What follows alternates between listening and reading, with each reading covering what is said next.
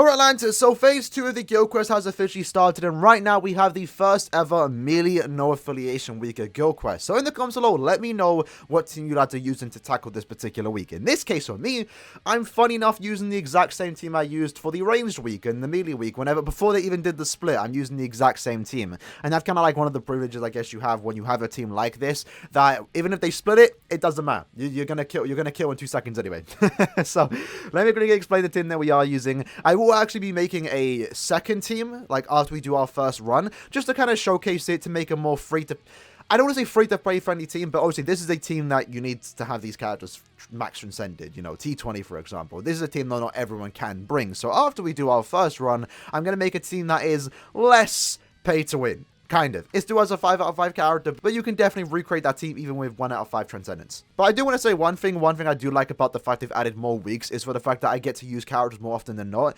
For example, this Noelle, I could only use in 3 weeks. Now that we have 2 no affiliation weeks, I could use her in 4 weeks of guild quest. So Noelle, since this, you know, implementation of more weeks, has now gotten better, which I definitely do appreciate. Having said that, very simple team that we have for our first team. We have Noelle. She is going to be our main nuke. That's why she is max transcended. We've given her full stamina damage and also weakened defense. She does have bombardment +1, and also when she inflicts a status event, she does get that 80% SP boost, basically making it very easy for us to nuke through the entire 5 waves. And of course, because I wanted to do a lot of damage on a soul bomb, we give her a tension tie, a fortification pill, and also a no affiliation sticker, and then we've given her 3 full stam links to ensure that she does as much damage as possible on that soul bomb. For our Ichigo, he is going to be our side lane very high damage character. He is also max transcended with full stamina damage and also damage to weaken enemies. We've given him the best build possible, fortification pill, artisanal tea set, and also the no affiliation sticker. And once more, we've given him 3 full stam links. For our last character, we went with Sois, mainly due to the fact that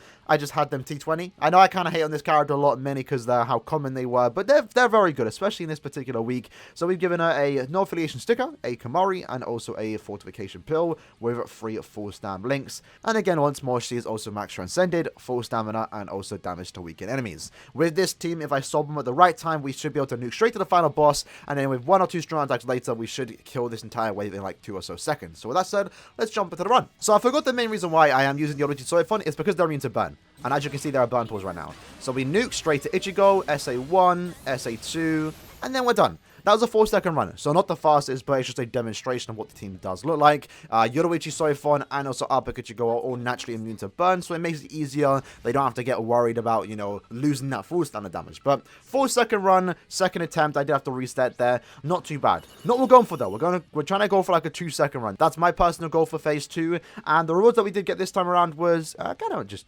bad. We got 2 super editing brushes. I'll take those. I'll gladly take those. More of those is great.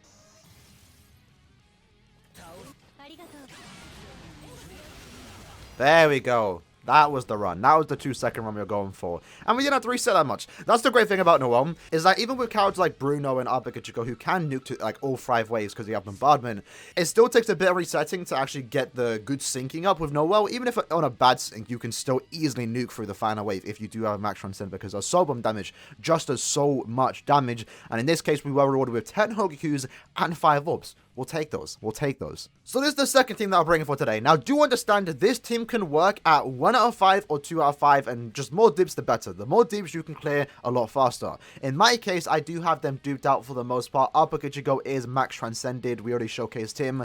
The white Ichigo does have 1,000 additional attack. Now, I could remove that, but I just don't want it right now, right? I'm just going to showcase the team with a bit of extra investment level into it, just so we can clear it a tad bit faster. But 1 out of 5 or 2 out of 5 is definitely enough for this team to clear this guild quest. It's one of the better teams you can use. The more investment you have into this team, the faster and easier you are going to clear this week of guild quests. Now, just to quickly explain why we are using these characters, Upper Ichigo is going to be our main damage dealer with his soul bomb, and also just make sure his strong attacks can clear up all the little mini mobs that do spawn in. What we have given him for the the bonus abilities is full stamina damage boost and damage to weaken enemies. What you would want to do here is give him weakened defense. I just don't want to change it right now because I'm not always going to be using this team.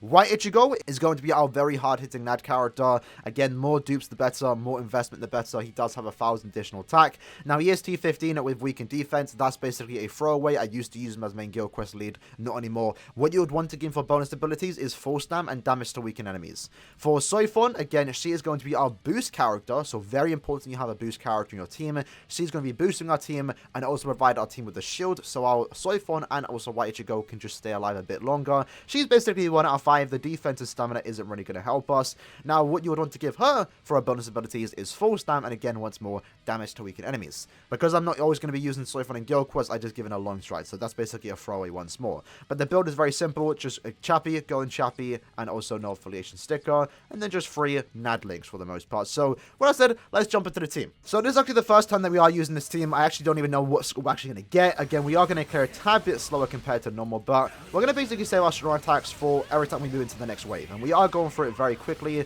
The shield is really nice, and then we can nuke here, straight into Ichigo, and then we just let our NAD characters do the work, right? Let them finish up. And there you go. Very simple team.